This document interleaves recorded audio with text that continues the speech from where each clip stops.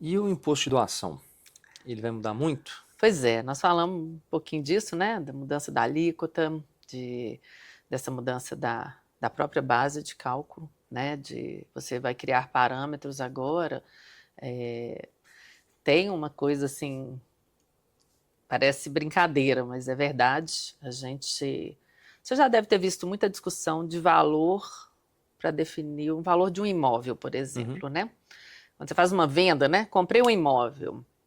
Existia sempre aquela discussão do fisco arbitrar esse valor, né? Criar uma base de cálculo ali que ele entende como um valor de mercado e ele, né, numa venda, numa compra e venda, ele lançava aquele valor do ITBI, um valor mais alto.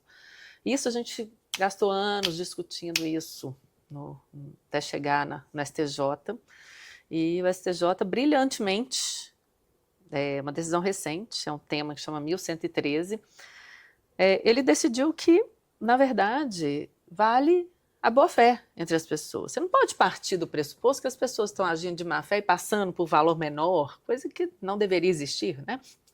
Se isso existe, isso tem que ser tratado como uma exceção e ser fiscalizado, e aí, né, autuado. Cria um processo administrativo para discutir de onde veio esse seu valor, por que ele está tão abaixo do mercado. Está aqui, ó, minha comprovação de que no mesmo prédio vendeu um apartamento por 2 milhões de reais, por que você está vendendo por 1? Né?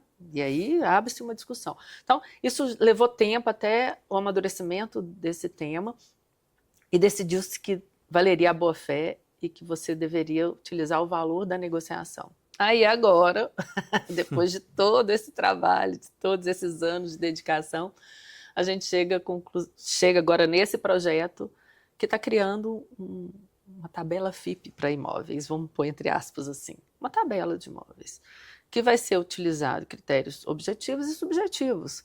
Então, metro quadrado por região, como é que você vai definir? Tudo vai ter um preço, um banco de dados que vai ser utilizado, na verdade, para todos os impostos. Então, são coisas que estão aí, estão mudando, e a gente está passando rápido, aprovando rápido. Ah, mas a reforma tem anos que está sendo discutida. Mas na hora que ela chegou o texto da emenda constitucional dentro do Congresso, foi aprovado a toque de caixa. Como se ali tivesse só jurista compondo a mesa. Quer dizer, tudo bem, existia um estudo, né? Tem 10 anos que se fala, mas quantos textos foram feitos?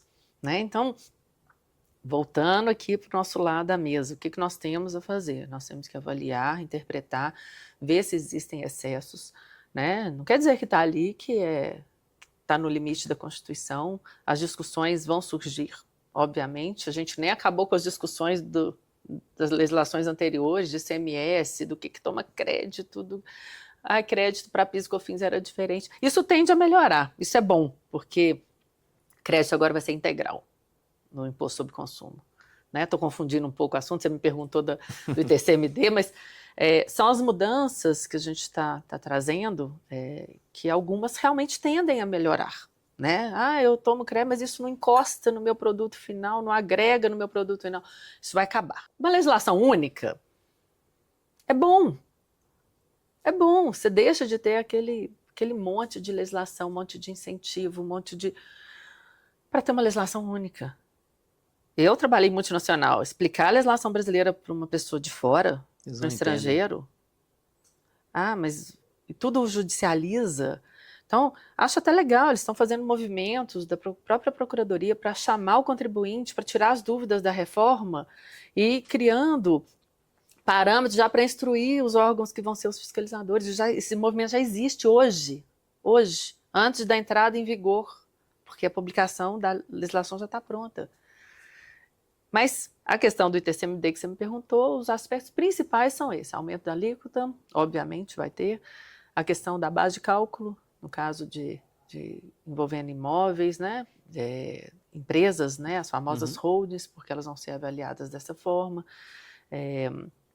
a questão da tributação exterior, a questão o imposto vai incidir, por exemplo, numa doação sobre cada quinhão de cada herdeiro, né, e não mais um bolo do valor doado. Então, tem algumas mudanças boas, algumas... Na verdade, Luiz, se me perguntasse, Luciana, o que você acha da reforma tributária? Eu acho ela necessária. Uhum.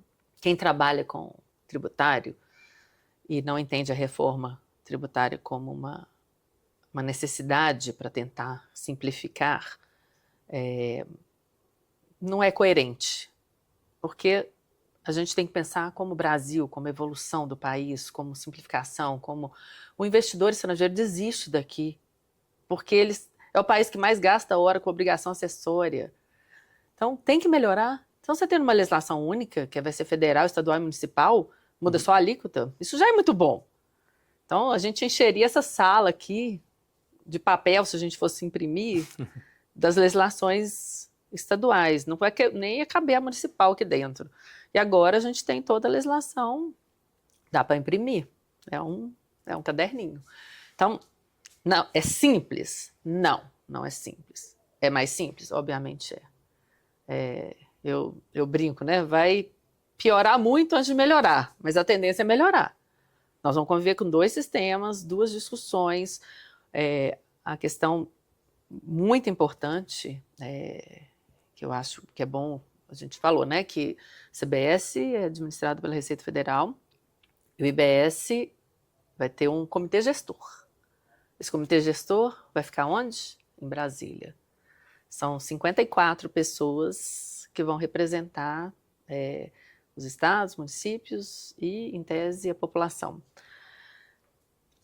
Não é fácil, concorda? Esse comitê gestor vai ter todo o poder de recebimento, de distribuição, de repartição desse recurso. Tem normas, mas é um comitê em Brasília.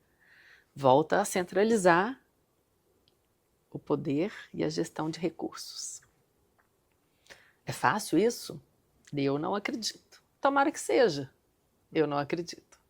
Mas é isso que nós temos. E esse órgão vai orientar as fiscalizações, tentar fazer entendimentos para evitar a judicialização. Então, vamos acreditar que lá na frente vai simplificar, mas vai piorar muito antes de simplificar. Inclusive para os gestores que vão conviver com esses 2 sistemas, que ainda temos dúvidas do anterior, que está há quantos anos. E é isso, Luiz.